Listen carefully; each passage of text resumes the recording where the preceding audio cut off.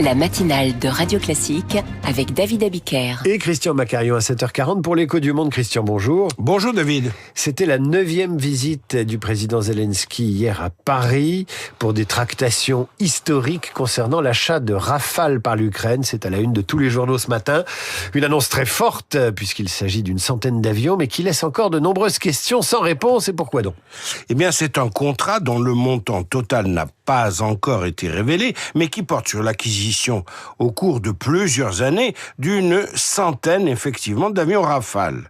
Si tout est confirmé et surtout si tout est dûment financé, on irait vers un accord effectivement historique qui pourrait donner une impulsion majeure dans le cadre du soutien apporté à l'Ukraine par les pays européens en substitution à l'aide américaine. C'est en tout cas la vision optimiste. L'accord signé entre Volodymyr Zelensky et Emmanuel Macron s'étend sur une dizaine d'années, donc il concerne du matériel neuf, encore à construire, et il comporte des armements associés, ainsi que le système de défense aérienne SAMPT, nouvelle génération, qui est en cours de développement, des systèmes de radar, des drones et des nouveaux lots de bombes AASM fabriqués par l'entreprise française Safran. C'est assez colossal. Sauf qu'il ne s'agit pour l'heure que d'une lettre d'intention et non d'un contrat en bonne et due forme. A-t-on une idée du montant global de ce contrat et de ce que ça coûterait à la France et de ce que ça rapporterait, ce que ça coûterait à l'Ukraine et ce que ça rapporterait à la France ? Alors, le montant du contrat n'a évidemment pas été communiqué, mais le prix de l'appareil nu, c'est-à-dire sans l'armement, les équipements ou la maintenance nécessaire, va de 70 à 100 millions d'euros, ce qui porterait le montant global de la livraison à l'Ukraine de ces 100 Rafales à une somme oscillant entre 7 et 10 milliards d'euros. Mais en réalité, ce montant serait probablement beaucoup plus élevé, car l'armée ukrainienne ne se contentera pas d'appareils nus, évidemment.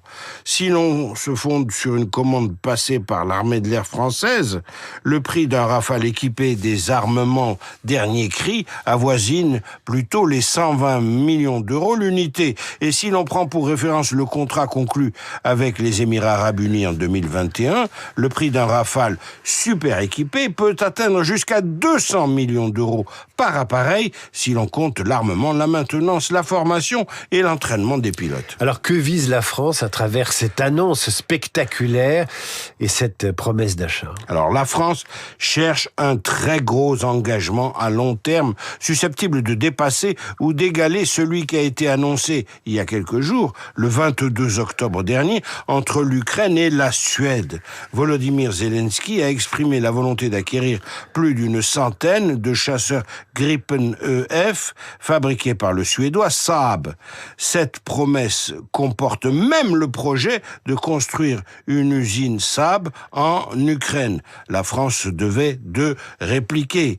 La France se projette sur les 10 prochaines années en soutien croissant à l'Ukraine et en leader de l'industrie de l'armement en Europe. C'est un positionnement stratégique.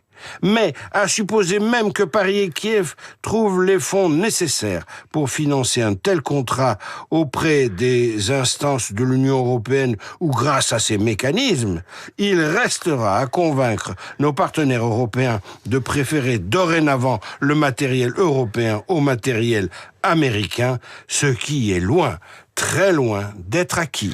Christian Macarian pour l'écho du monde, comme chaque jour à 7h40. Vous le retrouvez sur l'application Radio Classique. Dans un instant, on va retrouver Marc Bourreau pour le journal Imprévisible. On connaîtra aujourd'hui la décision de la justice concernant l'avenir de l'eau gazeuse Perrier qui pourrait être retirée de la vente. C'est l'occasion pour Marc de nous parler de gestion de crise. Et puis, je vous annonce mon invité à 8h15.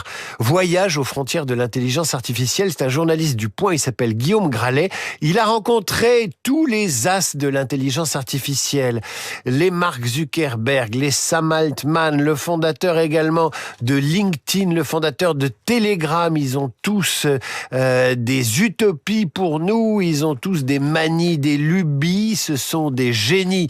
Et en même temps, on se demande ce qu'ils vont faire de nos données et ce qu'ils vont faire avec l'intelligence artificielle.